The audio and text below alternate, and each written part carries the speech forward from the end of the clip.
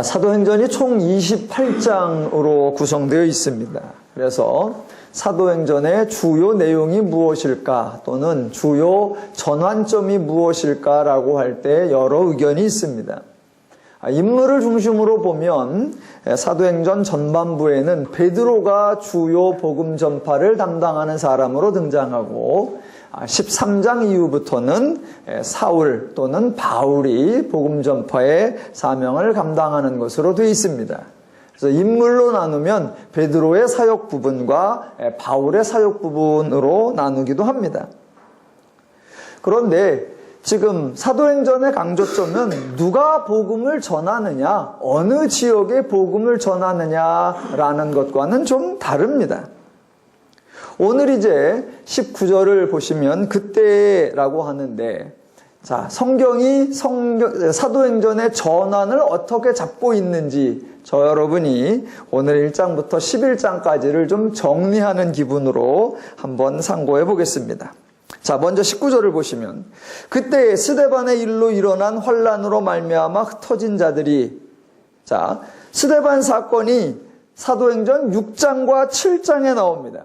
그리고 그 이후에 사람들이 흩어진 얘기가 8장부터 이어집니다. 그런데 성경을 읽어보시면 아주 재미있는 현상들이 많이 있습니다. 여러분이 많이 읽으셔야 재미있는 게 보이는데 좀 바쁘시니까 제가 대신 많이 읽어서 재미난 걸 풀이해 드리겠습니다. 자, 지역적인 문제를 한번 살펴보겠습니다. 마태, 마가, 누가, 요한 이 사복음서에 보면 예수님의 주요 활동 지역이 예루살렘이 아닙니다. 그래서 복음서에서 예루살렘은 그렇게 중요한 장소가 아니었습니다. 예수님은 출생한 것이 베들레헴이셨고 유아기를 보낸 것이 애굽에서였고 또 소년기를 보낸 것은 나사렛 지역이었습니다. 그리고 3년간 공생애를 행하실 때에는 북부 갈릴리 지역에서 주로 활동하셨습니다. 그래서 예수님은 33년을 사시는 동안에 예루살렘은 성경 기록상으로 보면 한 3번 정도 방문하신 것으로 되어 있고, 그렇게 3번 방문하실 때마다 조용히 다녀오신 것이 아니라 꼭 갈 때마다 소란을 일으키셨던 그런 흔적이 복음서에 남아 있습니다. 그러니까 유대교가 아닌 기독교에서 예루살렘이 중요한 지역으로 등장한 것은 복음서가 아니라 사도행전입니다. 부활하신 예수님께서 40일 동안 흩어졌던 제자들을 일일이 모으셨고, 그렇게 다시 모인 제자들과 예수님이 예루살렘에 거주하고 계셨던 것 같습니다. 그래서 사도행전 1장 4절에 보면 이렇게 나옵니다. 사도와 함께 모이사 그들에게 분부하여 이르시되 예루살렘을 떠나지 말고 내게서 들은 바 아버지께서 약속하신 것을 기다리라 입니다. 예수님께서 말씀을 예루살렘을 떠나지 말라라고 하셨는데 그것은 지역적으로서 예루살렘을 강조하신 것이 아니라 떠나지 말고 약속하신 것을 기다리라, 거기가 강조입니다. 그러니까 예루살렘에 머물러 있으라는 게 강조가 아니라 떠나야 되는데 때가 있다. 언제냐? 성령을 받은 후다라고. 그러니까 예루살렘을 강조한 것이 아니라 그 때를 강조한 겁니다. 그래서 1장 8절, 1장 4절에서는 예루살렘을 떠나지 말고라고 나오는데 1장 8절에서는 예루살렘과 온 유대와 사마리아와 땅끝까지 이르러 내 증인이 되라라고 지역적 한계를 바로 넘어버립니다. 그러니까 1장 4절과 8절의 구분점은 예루살렘이냐가 아니냐가 아니라 약속하신 것을 기다리라. 그래서 성령을 받기 전에는 떠나지 말고 성령을 받은 후에는 떠나도 된다라는 의미가 되는 것입니다. 자, 그렇게 약속하신 대로 2장에 드디어 성령이 임했고 자연스럽게 사도들의 복음 사역은 예루살렘에서부터 시작이 됩니다. 그러다가 초기 교회에 스데반 사건이 발생하였고 지역적, 지리적 위치도 또는 상황도 좀 변하게 됩니다. 그 지리적 상황이 변하는데 스데반 사건 이후에 8장부터 재미난 현상이 나온다는 겁니다. 자, 8장 2절에 이렇게 나옵니다. 그날에 예루살렘에 있는 교회에 큰 박해가 있어 사도 외에는 다 유대와 사마리아 모든 땅으로 흩어지니라 입니다. 박해가 있어서 사람들이 다 흩어졌는데 유독 사도들은 예루살렘을 떠나지 않았습니다. 그래서 예루살렘 이외의 지역에 복음을 전하는 것은 사도들이 아닙니다. 8장 4절에 가보니까 빌립이 사마리아 성에 내려가 그리스도를 백성에게 전파하니 라고 되어 있습니다. 그러면 사람들이 흩어져서 여러 지역에서 복음을 전하고 있을 때에 사도들은 무엇을 하고 있었고 예루살렘 교회는 무엇을 하고 있었을까요? 자, 8장 14절에 이렇게 나옵니다. 예루살렘에 있는 사도들이 사마리아도 하나님의 말씀을 받았다 함을 듣고입니다. 재밌죠? 뭐가 재밌는지를 지금 못 알아차리셨네. 자, 보세요. 사도들은 복음 전하는 사명을 받은 사람들이잖아요. 그러면 빨리빨리 나아가서 복음을 전하고 여러 지역에 흩어져서 복음을 전하는 게 그게 모습이 나타나야 됩니다. 그래서 예루살렘에 박해가 있더라 그러니까 사도들이 각 지역으로 흩어졌더라. 사도들이 사마리아 가고 사도들이 유대로 가서 사도들이 복음을 전하더라 이렇게 나와야 됩니다. 그런데 8장 4절에 이렇게 나온단 말입니다. 예루살렘에 있는 사도들이 사마리아도 하나님의 말씀을 받았다 함을 듣고, 그러니까 사도들은 복음을 전하는 사람이어야 되는데 지금 8장 4절에 전하는 것이 아니라 다른 곳에 복음이 전해졌다는 소식을 듣고입니다. 사도들은 전하는 사람, 말하는 사람이어야 되는데 그들이 도리어 지금 듣고 있다라는 겁니다. 그러니까 예루살렘은 복음 전파의 출발점이 아니라 복음 전파가 정체되어 있는 곳이 되어버렸습니다. 그러니까 마치 사도들은 1장 4절에서 하신 말씀, 예루살렘을 떠나지 말고 그 말씀만 기억하고 있고 그 말씀만 순종하고 있는 것처럼 보입니다. 물론 사마리아에 복음이 전해졌다는 소식을 듣고 예루살렘 교회가 베드로, 요한 두 명의 제자를 파송을 합니다. 자, 그래서 그 두 제자가 사마리아에 가서 안수하니까 성령이 임했다라고 합니다. 그 사역을 한 후에 어떻게 했을까요? 8장 25절. 두 사도가 주의 말씀을 증언하여 말한 후 예루살렘으로 돌아올세입니다. 그러니까 사마리아 출장을 기반으로 해서 드디어 지역적 확장이 시작되는 그런 것이 아니라 잠깐 사마리아에 갔다가 다시 예루살렘으로 돌아와 버렸습니다. 자, 사울이라는 사람을 하나님께 부르셔서 사울이 이제 제자들과 교제하려고 하는데 그때에도 재미난 기록이 나옵니다. 9장 26절을 보면 사울이 예루살렘에 가서 제자들을 사귀고자 하나, 28절 사울이 제자들과 함께 예루살렘에 출입하며, 제자들이 아주 예루살렘 껌딱지가 돼버렸습니다. 예루살렘을 절대로 떠나지 않습니다. 예루살렘을 떠나지 말라 그 말을 아주 각인하고 있는지 예루살렘이 복음 전파를 위한 사역은 하나도 안 하고 고착되어 있습니다. 그러다가 사도들이 예루살렘을 벗어나 다른 지역으로 이동한 것이 처음 등장하는 게 9장 32절 이하에 보면 베드로가 룻다로 가고 그 다음에 욥바로 갔다라고 하는 게 처음 등장합니다. 자, 그렇게 베드로가 욥바에 있을 때에 하나님께서 베드로에게 야, 너 고넬료가 살고 있는 가이사랴로 가라 라고 말씀하시는데 베드로가 안 가겠다고 버티니까 하나님께서 환상과 천사까지 동원하여서 겨우 가게 되는 것이 사도행전 10장입니다. 그래서 10장 1절에 이렇게 나오는 겁니다. 가이사랴에 고넬료라 하는 사람이 있으니, 그래서 베드로가 간 게 우리는 고넬료의 집이라고만 생각하는데 지역적으로는 가이사랴입니다. 그래서 24절에 이튿날 가이사랴에 들어가니입니다. 자, 여하튼 베드로가 룻다도 가고 욥바도 갔다가 보내심을 받아 가이사랴에도 갔습니다. 가이사랴에 가서 고넬료의 집에서 설교를 마친 후에 그 다음엔 어떻게 했을까요? 드디어 이제 내가 복음 전하러 여러 곳으로 가야 되겠구나 했을까요? 아니면 또 예루살렘으로 돌아갔을까요?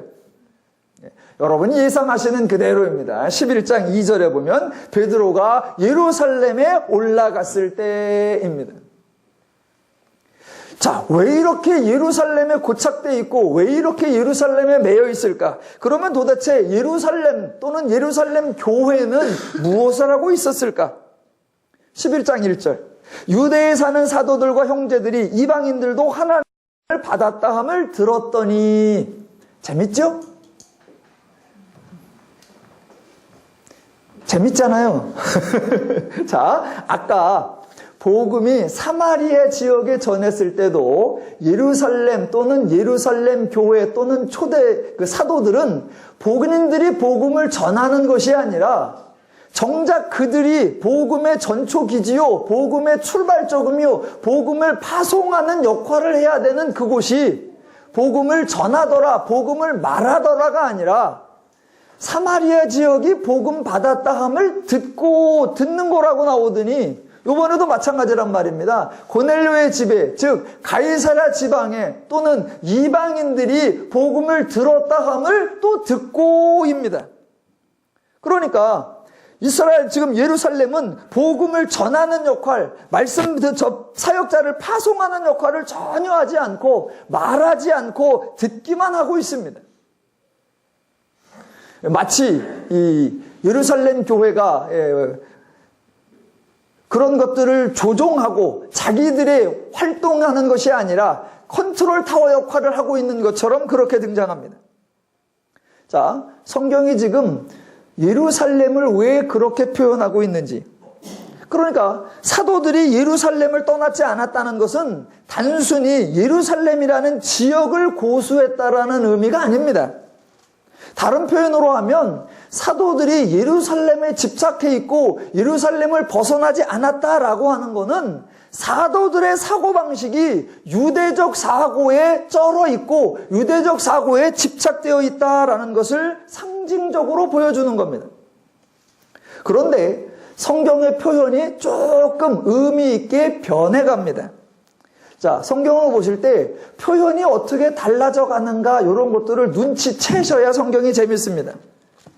자, 사도행전 1장부터 10장까지는 복음이 사도행전이 펼쳐지는데 주로 지역을 중심으로 이야기가 전해졌습니다. 그렇게 지역을 중심으로 사도행전의 스토리가 전개되니까 복음이 전해지는 지역에 이방인이 들었다는 이방인이라는 표현 자체가 등장하지 않습니다. 그러니까 사도들이 1장부터 10장까지 복음을 전할 때에는 어디를 가서 했든 유대 지역에서 했든 예루살렘 지역에서 했든 사마리아에서 했든 루빠에서 했든 계속 유대인들에게만 전하고 이방인은 아예 복음의 대상이 아니었습니다. 그런데 하나님께서 사울을 부르시면서 드디어 지역이 아닌 대상으로 성경의 표현이 바뀝니다. 사울을 부르실 때 9장 15절에 이렇게 말합니다. 주께서 이르시되 가라, 이 사람은 내 이름을 이방인과 임금들과 이스라엘 자손들에게 전하기 위하여 택한 나의 그릇이라 라고 나옵니다. 그러니까 그동안 지역 중심으로 이야기가 전개되다가 드디어 이제 고넬료에게 베드로를 보내실 때부터는 고넬료의 집에 가라라고 말하지 아니하고 가이사라로 가라라고 했어야 한단 말입니다. 원래대로라고 하면. 왜? 계속 지역적으로 나왔으니까. 그런데 사울 때부터 이방인 얘기가 나오고 그래서 이제 가이사라로 가라라고 말하지 아니하고 고넬료의 집으로 가라라고 한단 말입니다. 또 고넬료의 온 집안이 하나님 말씀을 들었을 때 예루살렘 교회와 제자들도 원래대로 하면 가이사랴도 하나님의 말씀을 받았다 함을 듣고라고 해야 되는데 이제 표현 방식이 바뀌어서 지역이 등장하는 것이 아니라 고넬료와 그 집안 사람 또는 무할레자 또는 이방인이 복음을 전함을 듣고라고 한단 말입니다. 그래서 사도행전 9장부터는 이제 지역이 중심이 아니라 대상이 중심이 되어버렸습니다.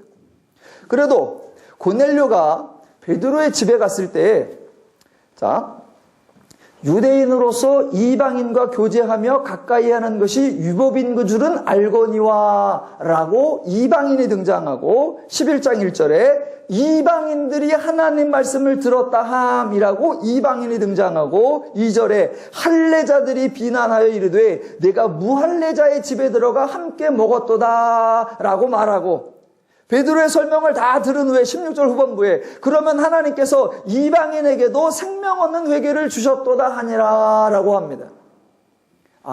지역 중심의 표현에서 대상 중심의 표현으로 표현 방법이 바뀌어 갔구나 라는 것을 보셔야 합니다. 즉 사도들이 지역적으로 예루살렘을 고수한 것, 그래서 다른 사람에 대하여 이방인으로 언급하는 것, 그것이 보여주려고 하는 게 뭐냐면 사도행전 11장에 이르기까지 아직 사도들의 사고방식, 제자들의 인식체계가 유대적 습관을 전혀 벗어나지 못했다라는 걸 보여주는 겁니다. 지금 자기들이 전하고 있는 이 복음이 모든 사람에게 들려져야 한다는 것, 이 복음이 온 인류에게 전파되어야 한다는 것, 그거를 전혀 인식하지 못하고 있다는 겁니다. 자기들이 복음을 전하면서도 이 복음은 유대인에게만 해당하는 것, 자기들에게만 해당하는 것으로 알고 있을 뿐 그 영역을 하나님 차원의 마음을 아직 갖지 못하고 모든 인류를 향한 복음이라고 전혀 생각하지 못하고 있다는 겁니다. 그것을 보여주는 결정적 힌트가 뭐냐? 오늘 본문 11장 19절입니다. 그때 스데반의 일로 일어난 환란으로 말미암아 흩어진 자들이 베니게와 구브로와 안디옥까지 이르러 유대인에게만 말씀을 전하는 데입니다. 그러니까 지금 11장까지도 복음이 유대인에게만 전해졌고 사도들이 아닌 사람들, 유대나 예루살렘 출신이 아닌 사람들, 그래서 구브로와 구레네 출신 사람들이 드디어 헬라인에게도 예수를 전파하기 시작했다라는 겁니다. 그러니까 우리 생각에 사도들이 성령 받고 그때부터 하나님 나라 확장을 위해서 복음 전파를 위해서 막 퍼져나가고 온 인류에게 하나님 말씀을 증거하자 그렇게 전개된 게 아닙니다. 구브로와 구레네에서 온 사람들이 이제사 헬라인에게 복음을 전하는데 그때에도 예루살렘 교회는 뭐 하고 있느냐? 22절 예루살렘 교회가 이 사람들의 소문을 듣고 또 예루살렘 교회는 듣고만 있습니다. 그러니까 예루살렘 교회가 예루살렘에 있는 사도들이 예루살렘에 있는 제자들이 복음 사역을 확장하고 복음을 지역적으로나 복음을 대상적으로나 넓혀나가기 위해서 수고하고 애쓴 적이 있느냐? 없습니다. 자, 지금 고넬료 사건과 이 베드로의 환상 사건 이 두 가지 연결되어 있죠. 이 사건이 성경에서 왜 등장해서 어떤 전환을 이루는가를 잘 분별하셔야 한다는 겁니다. 제가 그동안 설교하다 보면 주로 사도들이 어떤 면에 실수를 하고 어떤 면에 잘못 생각하고 있는가를 여러 번 지적을 했고 그때마다 하나님께서는 사도들이 아닌 집사들 또는 사도들이 아닌 평범한 사람들을 데리고 역사를 해오셨다라는 걸 말씀드렸습니다. 그건 제가 주류 세력들을 비난하고 비주류 세력들을 옹호하려는 것이 절대로 아닙니다. 사도들이나 제자들을 배타적 집단으로 매도해버리고 집사나 성도들을 마치 선구자적 인물로 높이려고 하는 것도 절대로 아닙니다. 세상에서 사람들은 인간의 구조를 따질 때 꼭 대립적 구조로서 편성을 합니다.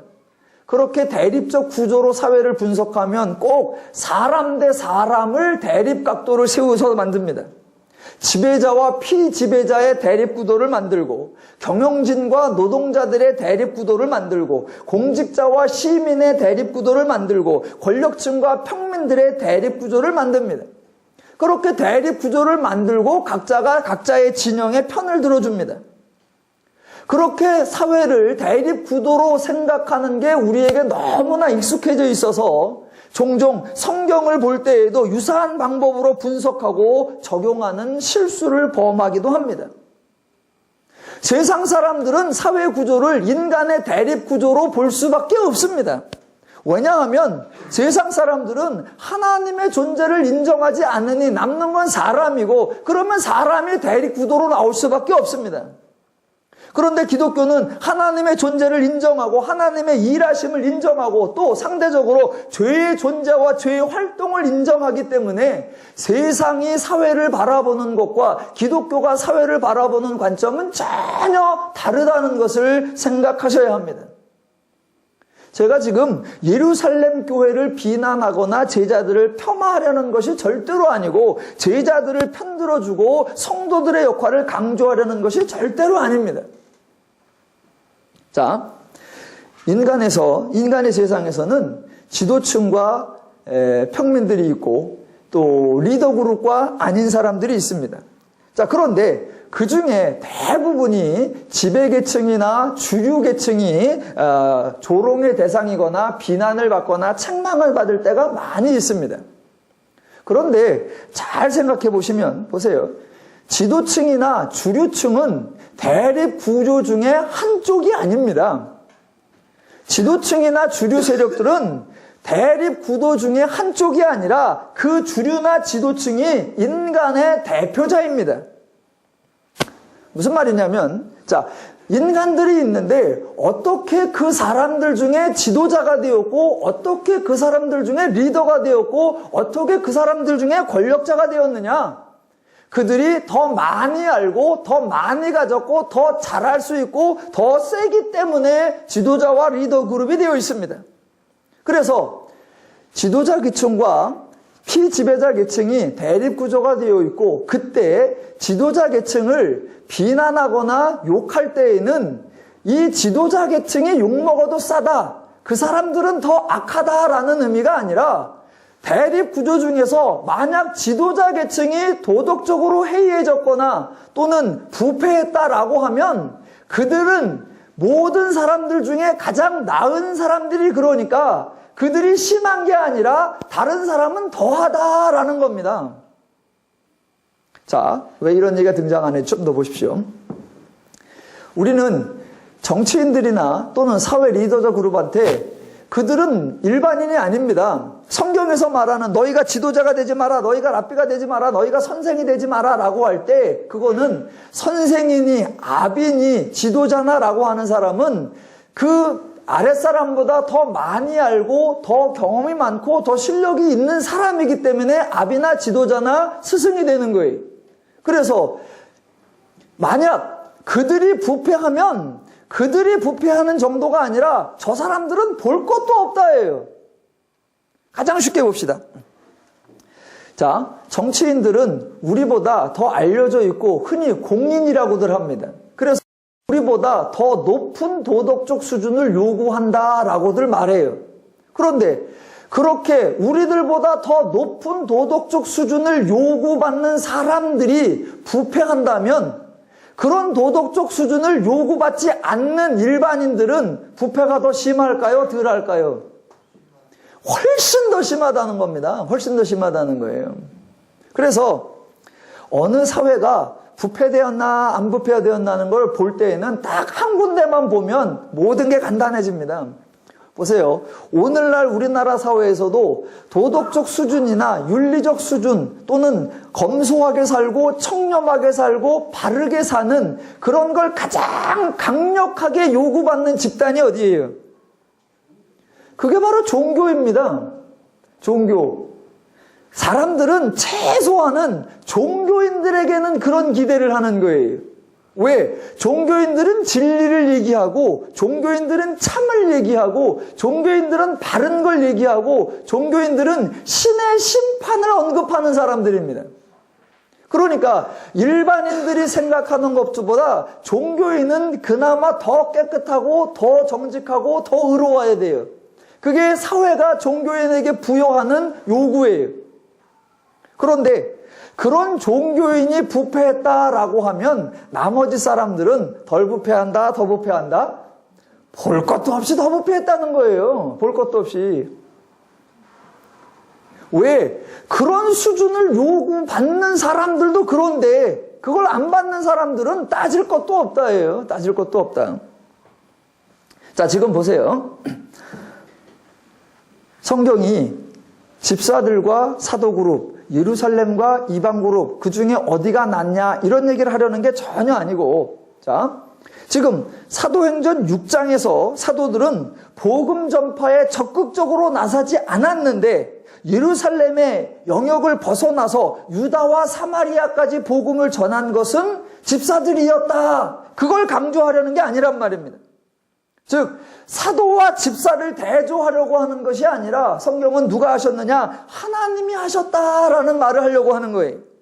사도들이 복음 전파에 사명감이 없는데 그 사도들에게 복음을 듣고 배운 집사들이 사도들보다 훨씬 더 복음에 대한 사명감을 가질 수 있느냐? 그런 경우는 불가능합니다. 사도들은 예루살렘 교회에 집착되어 있고 자기의 특권과 사도직이라고 하는 명분에 매여 있는데, 와, 집사들은 복음을 들고 여러 곳으로 나갔다. 그래서 사도들은 명분주의자고 집사들이 헌신했다. 이런 얘기를 하려고 하는 게 아니란 말입니다. 사도들이 그렇게 유대적 사고방식에 매여 있다면 다른 사람들은 볼 것도 없고, 사도들이 그렇게 차별화와 특권의식에 사로잡혀 있다면 다른 사람은 언급할 것도 없단 말입니다. 그러니까 사도들이 그렇게 복음 전파에 안 나섰는데 집사나 성도들이 나설 가능성이 있느냐? 없습니다. 그런데 집사들이 나서더라. 그러면 어떻게 설명할 수 있느냐? 오직 하나님이 하신 거다라고밖에 설명이 안 된다는 겁니다. 자, 그래서 11장 19절과 20절에도 어떤 사람들은 유대인에게만 말씀을 전했는데 구레네와 구브로에서 온 몇 사람이 안디옥에서 이르러 헬라인에게도 말씀을 전했다라고 하는 겁니다. 그러니까 봐라, 사도들은 안 했는데 이름도 없는 어떤 사람들이 이방인에게도 전했다. 그것이 아니라 누가 하셨느냐? 하나님이 하셨다라는 얘기. 그동안 하도 사람들이 사도행전에 사도들이 복음 전파하고 사도들이 하나님 나라 확장하고 사도들이 주의 일에 열심하고 그것을 제가 많이 바꾼 겁니다.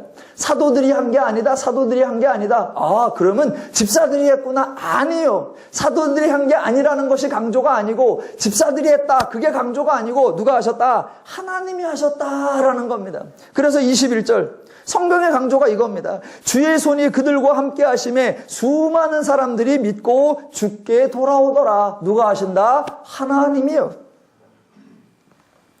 자, 사람들은 성경을 읽을 때 누가 했나, 어디서 했나, 무엇을 했나, 어떻게 했나, 당연히 사람들의 행적에 관심을 갖습니다. 그렇게 사람들의 행적에 관심을 가지면 당연히 하나님의 일하심, 하나님의 사역을 놓쳐버린단 말입니다. 그래서 성경에 불쑥불쑥 한마디씩이 나와요. 그런데 그 불쑥불쑥 나오는 한마디를 여러분이 놓치면 안 됩니다. 그 불쑥불쑥 던지는 한마디가 지금 사람이 중심이 되어서 일을 하는 것 같지만 정작은 하나님이 하고 계시다라는 걸 알려주는 힌트들이란 말입니다. 예를 들면 이런 거예요.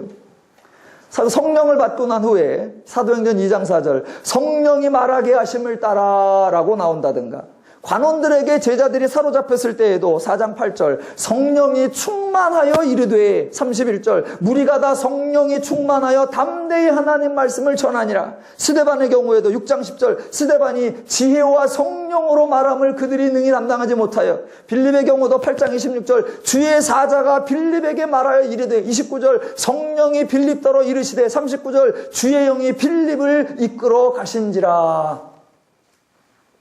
지금 이런 구조들은 사도들이 복음을 전했는데 사도들이 무엇을 준비했고 사도들이 어떤 상태에 있었는가, 사도들을 설명하려고 하는 게 아니란 말입니다. 사도들이 복음을 전하는데 그 사도들이 성령으로 했다, 그 사도들이 성령 충만으로 했다라고 말하는 게 아니라, 그들이 말을 하고 그들이 안수를 하기는 했었는데 그들이 한 게 아니라 누가 하셨느냐? 하나님이 하셨다라는 겁니다. 그러니까 포인트가 사도들이 사역을 하는데 성령의 도움을 받아서 했다라는 게 아니라 사도들이 한 것 같지만 하나님이 하셨다라는 겁니다. 그러면 사도들이 한 건지 성령이 한 건지 어떻게 구분을 하고 어떻게 분별하느냐? 아주 간단합니다. 자, 사도들이 행하는데 성령으로 행했느냐? 성령이 행하시는데 사도들이 쓰임받았느냐? 자, 분별하는 방법은 그 주체에서 옆에 보조로 붙어 있는 걸 빼보셔도 됩니다. 즉, 사도들이 행하는데 성령으로 행했다라고 하면, 자, 사도를 주체로 놓고 보조가 되는 성령을 뺍니다. 그래 놓고 말이 되느냐입니다. 사도들이 하는데 성령을 빼니까 그럼 말이 되느냐? 말이 안 돼요. 왜? 성령이 빠지면 사도들이 하는 역사가 전개가 될 수 없습니다. 그러니까 사도들이 한 것 같지만 그건 사도들이 아니에요. 반대로 그러면 성령이 하셨느냐 하나님이 하셨느냐? 성령이 행하시는 일에 사람들이 있었단 말입니다. 그럼 사람들을 빼놔도 이 일이 되느냐? 예, 됩니다.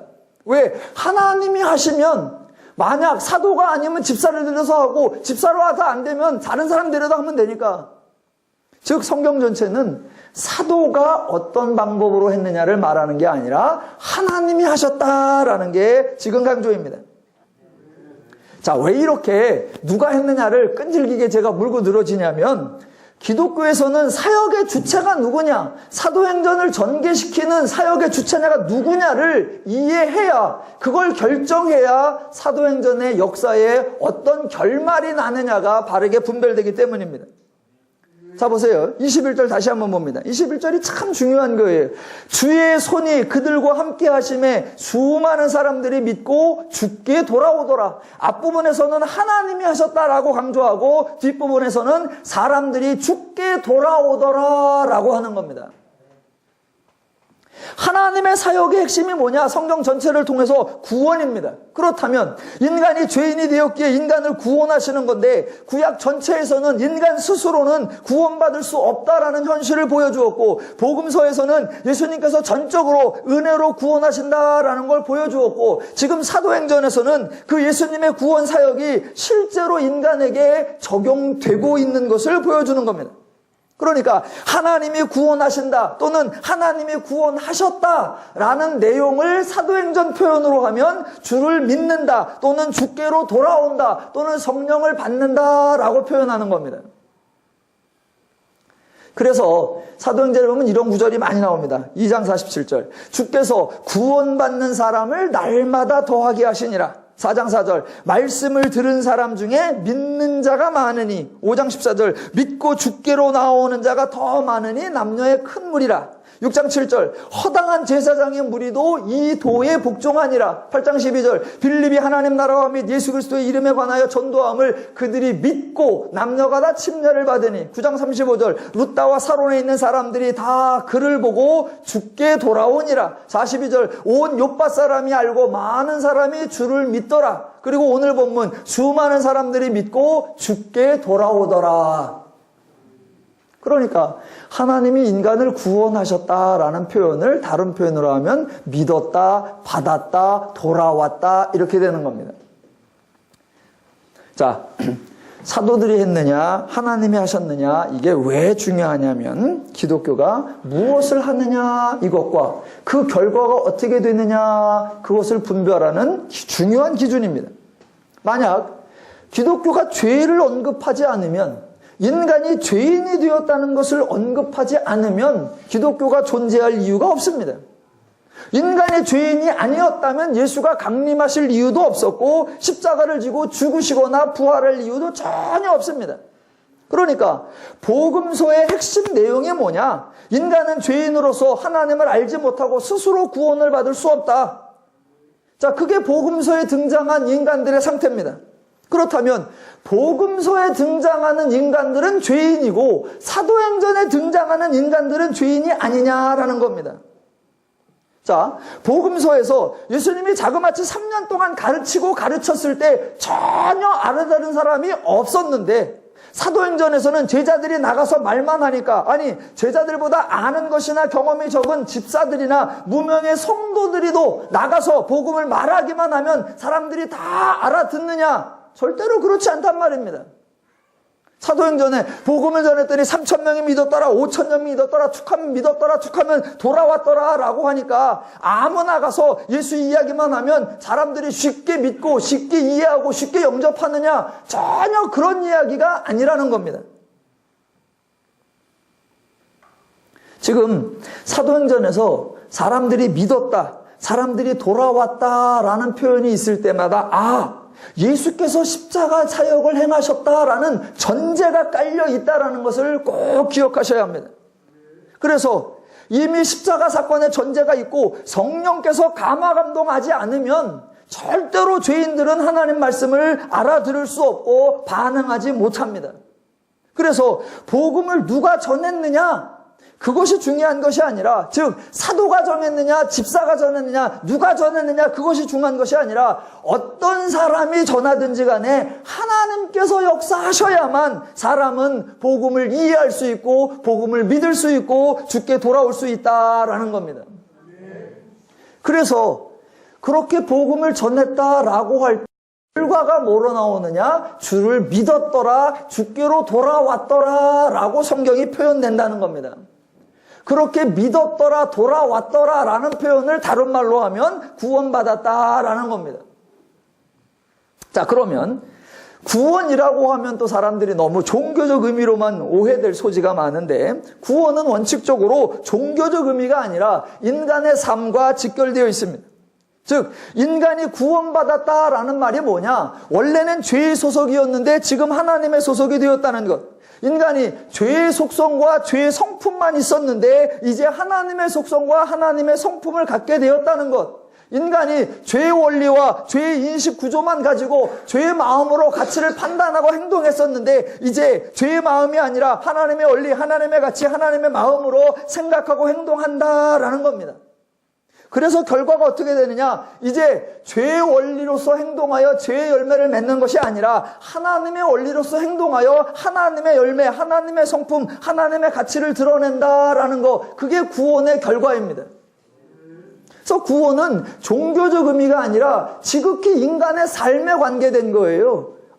구원받으니까 이제 이 사람이 죄 원리가 아니라 하나님의 원리로 행동하여서 하나님의 성품, 하나님의 속성이 드러나더라. 그 하나님의 속성, 하나님의 성품이 뭐냐? 사랑과 자유와 화평과 연합과 온유와 인내와 절제와 화평. 즉 인간이 행복하게 사는 거, 인간이 즐겁게 사는 거, 그게 구원의 결과요. 그게 하나님의 역사의 열매입니다.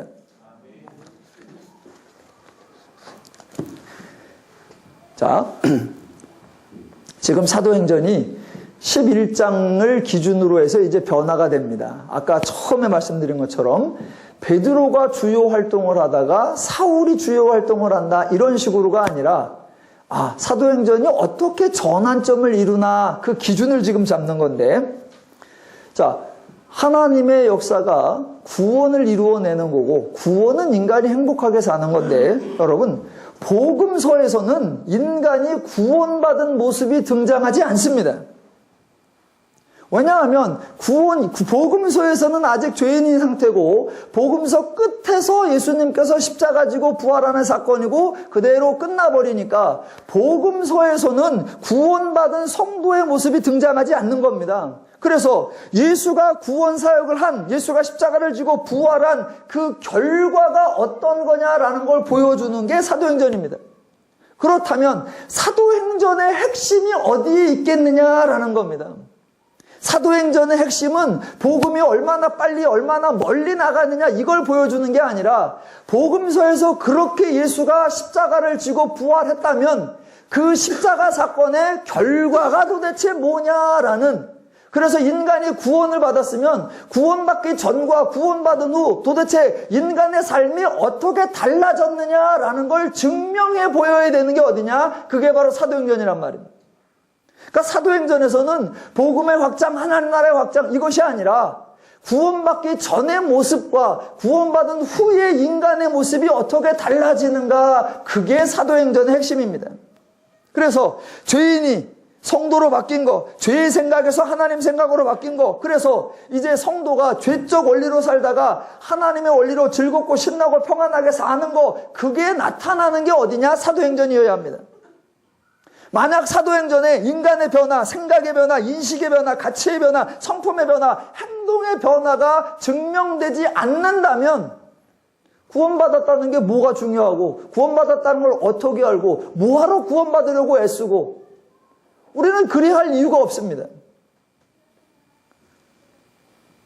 자, 그렇다면 사도행전의 초점은 사람이 죄인의 원리에서 하나님의 원리로 변했다는 것을 증명해 주는 것, 그게 사도행전의 초점이어야 되는데 그렇게 인간이 변했다는 것을 증명하려고 하면 어떤 사람이 가장 적합하겠습니까? 누구를 등장시켜야 구원받기 전과 구원받은 후가 이래서 달라지는 거구나, 이래서 구원이 좋은 거구나, 이래서 구원을 받아야 되겠구나 라고 증명을 제시하려면 어떤 사람이 등장해야 됩니까? 예를 들어서 전혀 우리가 모르는 사람이에요. 그런데 그 사람이 변했다라고 하면 우리가 알아요? 몰라요? 모릅니다. 여러분, 스데반이 구원받기 전에 어떻게 살았는지 아시는 분? 그래서 스데반이 구원받더니 사도행전 6장처럼 되었다. 우리가 확인할 길이 없습니다. 왜? 그 전을 몰라요. 자, 바나바라는 사람이 있었습니다. 제자들이 바울을 안 받아줄 때에 그때 바나바가 가서 중재를 하고 여러 가지 좋은 일을 했었고 또 예루살렘 교회에 어려움이 있을 때에 자기 소산을 팔아서 내놓았던 사람입니다. 그러면 그 사람이 바나바라고 하는 사람이 구원받기 전에는 어떻게 살았었죠? 그래서 과연 구원을 받더니 사람이 이렇게 달라졌구나, 구원을 받았더니 인식이 달라지고 구원을 받으니 가치가 달라지고 구원을 받으니 마음이 달라지고 구원을 받으니 삶이 달라지는구나, 어떻게 알아요? 그러니까 스데반이나 바나바 갖고는 증명이 안 됩니다. 그러면 구원이라는 사건을 통해 죄의 원리로 사는 사람이 하나님의 원리로 사는 게 이렇게 달라지는구나 라는 걸 보여주려면 누가 등장해야 되느냐? 당연히 두 사람이 등장해야 돼요. 하나는 누구? 베드로. 또 한 사람 누구? 바울. 이런 사람이 등장해야 되는 겁니다. 그래서 지금 사도행전에서 베드로와 바울이 등장하는 건 과연 하나님 사역을 위해 얼마나 충성스러운 일을 했는가, 그거를 보여주려고 하는 대표가 아니라 얼마나 죄적이었는데 얼마나 새로워졌는가, 얼마나 유대적이었는데 얼마나 복음적이 되었는가, 얼마나 배타적이었는데 얼마나 배려적이 되었는가, 그거를 대조해 주려고 하는, 그래서 예수 십자가 사건과 성령 강림 사건이 사람을 저렇게 바꾸는구나 라는 걸 보여주는 샘플이 되는 겁니다. 그래서 고넬료 사건은 이방인 고넬료가 개종한 사건이라고 생각하지만 성경은 거기에 관심을 두는 것이 아니라, 즉 이방인 고넬료가 개종했다라는 걸 보여주려는 것이 아니라 유대인 베드로가 개심했다라는 걸 더 강력하게 증거하는 사건입니다. 왜냐하면 조금 아까 구원의 결과가 인간 삶의 행복으로 열매를 맺어진다라고 했습니다. 그런데 인간 상호 간의 관계에 있어서 유대교적인 배타적 사고방식을 가지고 있으면 다른 사람에 대한 기본적인 인식이 배타성입니다. 그렇게 배타성을 기본으로 가지고 있으면 사랑과 연합과 화합과 안식 전혀 가능하지 않습니다. 배타성의 가장 기본 전제는 나하고 상대방은 다르다라는 겁니다. 그러니까 만약 배타성을 없애려면 상대방과 내가 다르지 않다라는 것을 인정해야 합니다.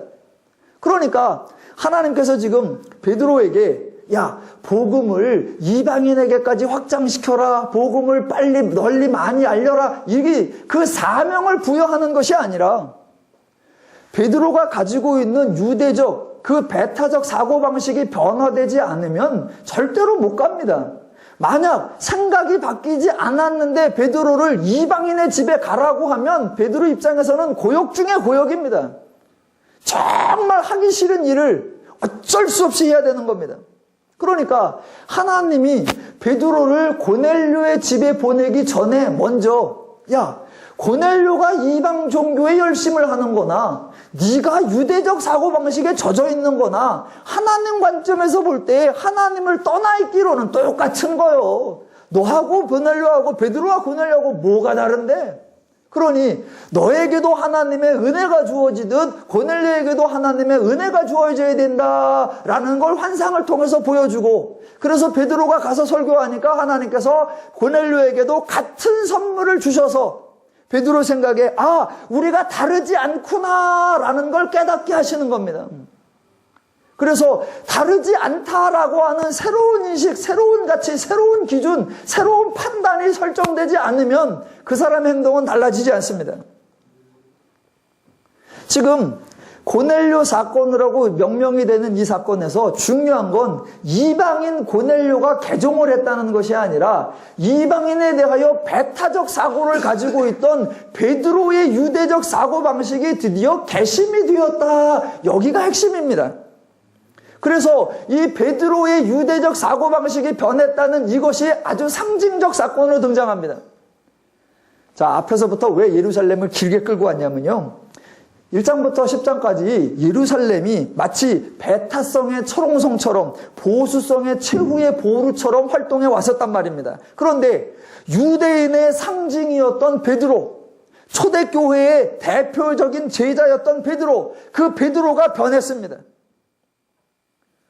여러분, 지금 예루살렘의 할례자들이 11장 1절과 2절에 보면 베드로를 비난했다고 하는데 이건 대단한 겁니다. 왜냐하면 베드로는 자신들의 리더요, 자신들의 대표였기 때문입니다. 그들을 비방한 거예요. 왜 그랬느냐? 이방인을 배타적으로 보는 그 유대적 사고방식에 쩔어 있으니까 자기네 지도자와 자기네 대표와 자기네 사도조차도 비난의 대상에서 제외시키지 않는 겁니다. 그런데 베드로가 고넬료에서 있었던 그 이야기를 통해서 이런 얘기를 하죠. 하나님이 이방인에게도 같은 선물을 주셨으니 내가 누구이기에 하나님을 능히 맡겠느냐. 이 말을 하니까 어느 누구도 이제는 더 이상 배타성과 차별화를 주장할 수 없었습니다. 그렇게 배타성이 극복이 되니까 드디어 이 베드로 사건이, 베드로가 변화한 이후에 복음의 대상과 예루살렘 교회의 역할이 달라지더라는 겁니다. 그래서 이제 12장 넘어가부터는 이제 예루살렘 교회의 모습이 전혀 다른 모습으로 등장합니다. 자, 20절에 그래서 드디어 복음이 헬라인에게도 전해지게 됐고 13장부터 보면 이제 예루살렘 교회가 이방인 지역으로 선교사를 보내는 그런 사건이 시작됩니다. 그러니 하나님께서 베드로로 대표되는 유대적 사고방식과 초기 교회 사람들의 유대적 배타성을 이 사건을 통해서 변화시키자. 베드로가 변화되고 베드로가 속해 있는 초기 교회가 변화돼야 그 다음 행동이 전개가 되더라라는 겁니다.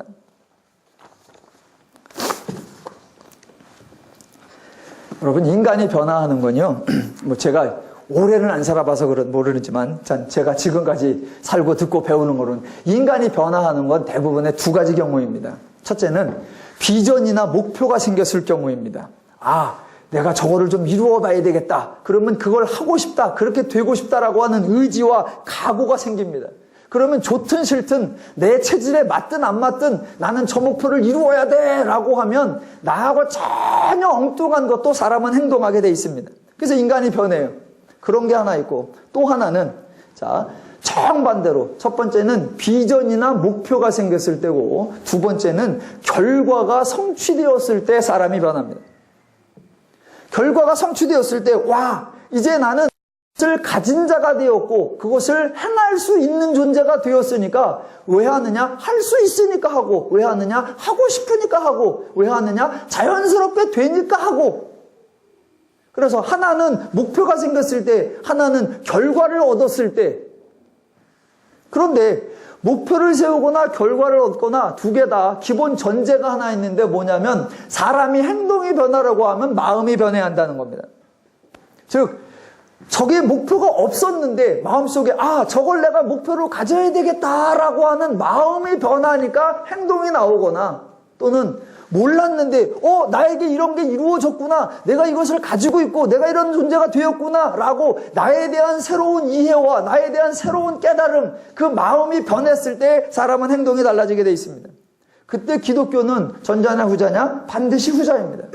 그러니까 하나님은 베드로에게 너는 이방인에게까지 복음을 전파하라 라고 하는 비전을 주시거나 하나님 나라를 확장해라 라고 하는 목표를 통해서 베드로를 변화시키는 게 아니라 네가 구원을 받았고 네가 은혜를 받았고 네가 하나님의 자녀가 되었고 내 속에 하나님의 성품이 들어온 너는 새 사람이 되었다라는 자기 존재에 대한 새로운 이해를 통해서 새로운 삶을 살도록 합니다. 그러니까 하나님의 뜻, 하나님의 열심, 하나님의 일하심, 하나님의 마음, 하나님의 심정, 그 하나님께로 받은 은혜를 알게 되니까 베드로가 변하고 그 하나님의 일하심을 알게 되니까 예루살렘 교회가 변화되더라라는 겁니다. 그러니까 지금 하나님께서는 베드로를 변화시키기 위하여 다그치거나 윽박지르거나 무엇인가를 목표를 주거나 상을 조건으로 달거나 면류관을 당근으로 쓰거나 전혀 그런 게 아니라 후자란 말이에요. 하나님이 너에게 은혜를 주었고 네가 어떤 은혜를 받았고 네가 어떤 새로운 존재가 되었고 네 속에 어떤 능력이 있고 너에게 어떤 약속이 있고 그 하나님이 주신 은혜를 깨닫게 하고 그런 너와 다른 사람이 다르지 않고 네가 은혜를 받은 것처럼 저 사람도 은혜가 필요하다라고 하는 것을 깨닫게 하는 거, 그 작업을 하니까 베드로가 달라지고 교회가 달라지더란 말입니다. 물론 한 번에 변하지 않습니다. 그래서 이 사건이 있은 후에 13장에서는 뭐 선교사를 보내고 어쩌고 저쩌고 하죠. 그래놓고 15장에서는 또다시 율법을 지키네 마네 그런 문제 가지고 싸웁니다. 물론 한 번에 변하지는 않습니다만 앞으로도 계속하여 고집이 있는 등장하지만 하나님은 그때그때마다 어떤 하나님의 은혜, 어떤 하나님의 역사를 동원해서라도 그들의 생각을 바꾸고 그들의 마음을 바꾸어서 결국은 모든 사람들이 주께로 돌아오더라라는 결론이 만들어지게 역사하십니다. 지금까지 설명드린 관점, 즉 구원의 열매는 인간관계가 새로워지고 즉 하나님의 마음으로서 인간이 서로 행복하게 사는 것이다 라는 관점을 가지고 사도행전을 또 보시면 우리가 이미 지나온 구절 속에서도 놓친 것들이 너무 많습니다.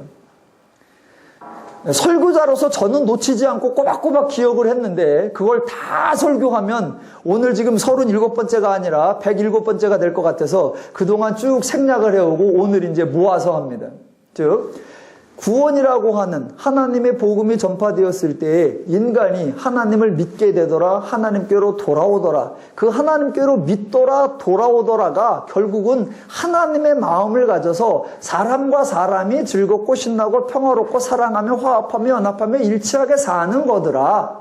그래서 구원의 열매, 신앙의 열매, 믿음의 열매가 뭐냐? 사람이 행복하게 사는 거다라는 것이 이미 사도행전의 1장부터 10장까지에도 여러 군데 나와 있었어요. 우리가 얼핏 지나가서 그렇지. 그것만 몇 가지 찾아보겠습니다. 즉 복음이 전파된 결과, 성령이 강림한 결과, 이적과 결과가 일어난 결과가 뭐냐? 인간의 기쁨, 인간의 행복, 인간의 즐거움, 인간의 연합, 인간의 사랑입니다. 자, 몇 가지 증거만 볼게요. 사도행전 2장 42절에 성령 받은 사건 후에 성경이 이렇게 나옵니다. 그들이 사도의 가르침을 받아 서로 교제하며 떡을 떼며 오로지 기도에 힘쓰니라. 또 43절부터 47절에 성도의 삶이 소개되는데 그 중에 2장 46절 날마다 마음을 같이하여 성전에 모이기를 힘쓰고 집에서 떡을 떼며 기쁨과 순전한 마음으로 음식을 먹고. 전부 다 뭐에 관계되는 거냐? 사람이 상호간에 사이좋게 지내더라. 사람이 기쁨 가운데 있더라예요. 또 4장 32절로 35절. 자, 성도들의 삶이 소개되는데 그때에도 대표적으로 32절. 믿는 무리가 한 마음과 한 뜻이 되어 모든 물건을 서로 통용하고 자기 물건을 조금이라도 자기 것이라고 하는 이가 없더라. 또 5장 42절. 사도들은 그 이름을 위하여 능욕받는 일에 합당한 자로 여기심을 기뻐하면서 공의 앞을 떠나니라. 8장 8절. 그 성에 큰 기쁨이 있더라. 39절. 둘이 물에서 올라올새 주의 영이 빌립을 이끌어간지라. 내 신은 기쁘게 길을 감으로 그를 다시 보지 못하니라. 10장 48절. 명하여 예수 그리스도의 이름으로 침례를 베풀라. 그들이 베드로에게 며칠 더 머무기를 청하니라. 지금 계속해서 복음이 전파되고 이적과 기적이 나타난 성령이 임한 결과가 뭐더라? 기뻐하더라, 기뻐하더라, 교제하더라, 떡을 떼더라, 한 마음이더라, 한 뜻이 되더라. 그거예요. 한 마음 한 뜻이니까 자기들 사이 좋아 좋고, 떡을 떼며 교제하더라, 자기들 사이 좋아 좋고, 기쁘더라, 자기들 사이 좋아 좋죠. 주께로 돌아온 결과, 믿은 결과, 구원의 결과, 성령의 결과, 십자가 사역의 결과, 인간이 서로 화목하고 화평하고 즐겁게 사는 거, 그거예요. 자, 베드로가 고넬료 집에 가서 역사를 일으키니까 고넬료 집사람들이 며칠 더 머물기를 청하더라라고 했습니다. 여러분, 그러면 며칠 더 머물면 잠만 자나요? 당연히 뭐 할까요? 거기서 식사도 하겠죠, 식사도. 그러니까 며칠 더 머물더라라고 하는 말 속에는 먹고 자고 놀고가 다 포함되어 있는 겁니다. 그래서 같이 식사도 했어요. 그래서 11장 2절에 보면 이렇게 나오는 겁니다. 자, 베드로가 예루살렘에 올라왔을 때 할례자들이 비난하여 이르되 네가 무할례자의 집에 들어가 함께 먹었다 하니입니다. 그러니까 유대인들의 생각 속에는 이방인들과 함께 식사한 거 이거 대단한 사건이란 말입니다. 그래서 먼저 베드로가 고넬료 집에 갈 때 첫 마디가 뭐였느냐? 유대인으로서 이방인과 교제하는 것은 위법이다 라고 베드로도 생각했고 나머지 예루살렘 사람들도 유대인들도 다 그렇게 생각한 겁니다. 그렇게 생각하고 있는 사람들 중에 베드로가 가서 한 끼를 먹고 온 게 아니라 며칠 머무르면서 몇 끼를 먹고 왔으니 모든 논쟁거리가 네가 어떻게 할례자로서 무할례자와 먹었느냐라는 겁니다. 이게요, 복음서에도 심각한 문제입니다. 마태복음 9장 10절에 가면 이런 구절이 나옵니다. 예수께서 마태의 집에 앉아 음식을 잡수실 때 많은 세리와 죄인들이 와서 예수와 그의 제자들과 함께 앉았더라. 바리새인들이 보고 그의 제자들에게 이르되 어찌하여 너희 선생은 세리와 죄인들과 함께 잡수시느냐. 그러니까 유대적 사고방식을 가지고 있으면 사람끼리 앉아서 함께 앉을 수도 없고 함께 식사도 해서는 안 됩니다. 또 누가복음 19장에 보면 이렇게 나옵니다. 예수님께서 삭개온의 집에 가려고 할 때 사람들이 하는 말 7절 무사람들이 보고 수군거려 이르되 저가 죄인의 집에 유숙하러 들어갔도다 하더라. 그러니까 유대인 사고방식에는 교제하는 것도 위법이고 그들과 함께 어울리며 그들과 함께 머물고 그들과 함께 하는 거 절대로 있을 수 없는 일이란 말입니다. 무슨 말이냐? 왜곡된 종교가 엉뚱한 배타성을 만들고 그렇게 만들어진 인간의 배타성은 결국 인간을 불행하게 만든단 말입니다. 가장 기본이 뭐냐? 병자를 본다, 약한 자를 본다, 그럼 뭐 하는 거예요? 불쌍히 여기고 긍휼히 여기는 거예요. 그런데 왜곡된 종교는 엉뚱한 논리를 만들어낸단 말입니다. 옆에 병자가 있다, 불쌍히 여기는 게 아니라 아주 멸시해버린단 말입니다. 왜냐하면 병자는 그냥 병든 게 아니야. 저건 뭔가 하나님의 뜻을 어긴 거고 하나님에게 심판을 받았으니까 불쌍히 여길 게 아니라 근처에도 가면 안 된다라는 비인간적 행위가 왜곡된 종교를 통해서 만들어진단 말입니다. 그래서 성경의 복음서에 보면 예수님께서 지나가실 때 허다한 병자들이 온단 말입니다. 그러면 제자들이 그 병자들을 예수님께로 인도한 게 아니에요. 계속하여 막습니다. 맹인이 소리 지르면 왜 소리 지르냐라고 하고 혈루증 여인이 오면 왜 여인이 오냐 그러고 눈먼자가 오면 이 눈먼자는 왜 눈이 멀었습니까? 아버지의 죄입니까? 저의 죄입니까? 엉뚱한 얘기를 하고 그러니까 죄인들의 마음속에 즉 제자들의 마음속에 긍휼히 여기는 마음, 안타까이 여기는 마음, 사랑을 나누겠다는 마음 전혀 없습니다. 그게 어디서 생기느냐? 왜곡된 종교의 배타성 속에서 생기는 거예요. 종교가 왜곡되면 그래서 무서운 거예요. 왜? 인간의 삶을 평범한 것보다 더 못하게 만들어내요. 그런데요, 유대인들이 그런 행동을 했단 말입니다. 그런데 유대인들이 얼마나 웃기냐면요. 보세요. 자, 이방인과 유대인이 함께 교제하는 건 위법이다라고 해가지고 예수님이 죄인들과 함께 어울리는 걸 그렇게 비난하고 조롱했던 그들이요. 보세요.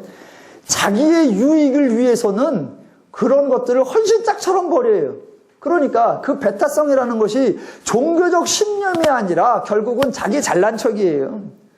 누가복음 8장에 가보면 누가복음 8장에 보면 이달리아의 백부장이 있어요. 그 백부장의 하인이 병들었습니다. 그러니까 이 백부장이 유대인 장로들에게 부탁을 해서 예수님께 좀 가서 예수님을 좀 모셔와서 하인을 좀 고쳐줄 수 있나라고 문의를 해요. 자, 그러면 그동안 배타적으로 그렇게 생각했던 사람들이 예수님께 나와서 도움을 청해야 된다, 안 해야 된다? 안 해야 되잖아요. 그런데 얼른 쫓아와가지고 예수님, 이 사람에게 가는 것이 합당하니이다. 왜? 그동안 이 사람이 우리들에게 여러 선한 일을 많이 했었고 구제도 많이 했었고 회당도 고쳐줬고 참 좋은 일을 많이 했으니까 가셔야 됩니다. 언제는 가면 안 된다며. 그러니까 결국 죄인들은, 왜곡된 종교는 기준도 없고 진리도 없고 원칙도 없고 아무것도 없습니다. 그저 전부 다 자기 이기주의고 잘난 척 그거 하나밖에 남는 게 없습니다.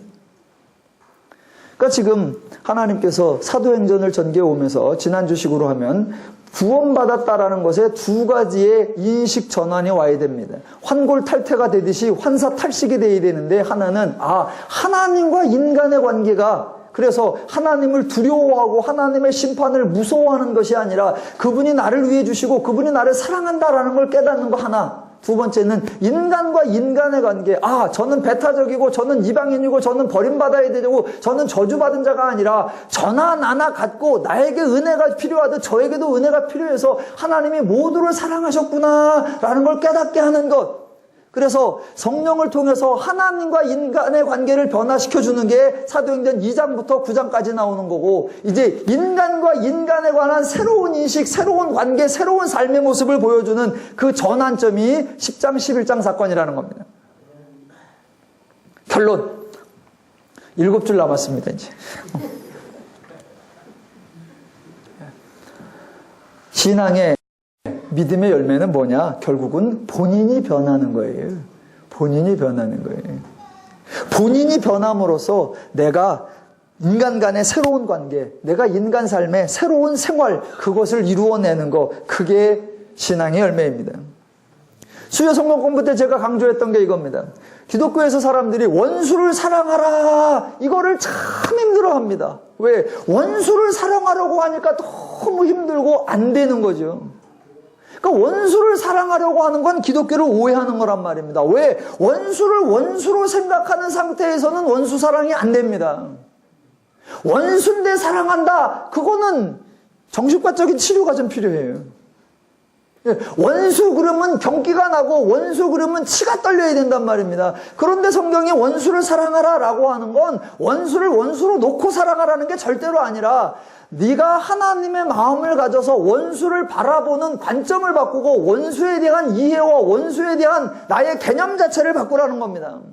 그래서 이 사람이 원수가 아니라 불쌍한 사람이구나, 원수가 아니라 긍휼이 필요한 사람이구나, 원수가 아니라 민망함이 필요한 사람이구나. 아멘 해. 마치 난 아닌데.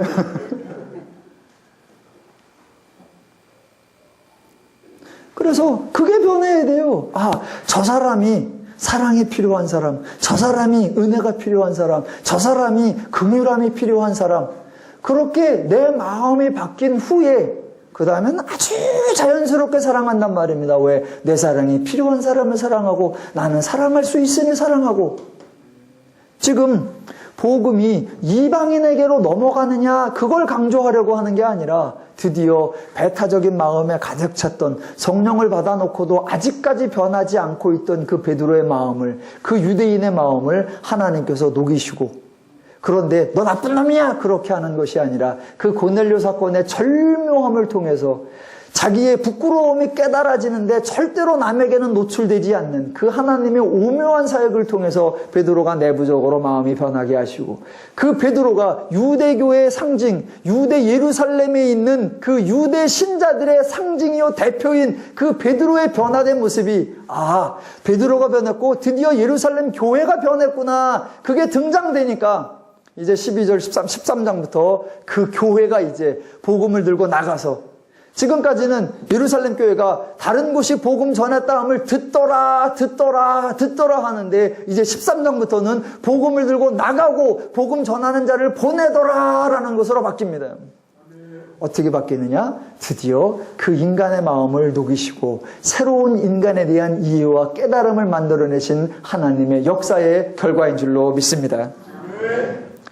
베드로가 하나님의 인도하심을 따라 생각과 마음이 변해간 것처럼 저와 여러분도 하나님의 말씀을 따라 더욱 하나님의 마음과 심정으로 성숙해져서 모든 하나님의 사람들과 하나님의 풍성한 복락을 누리며 사시기를 주님의 이름으로 축원합니다.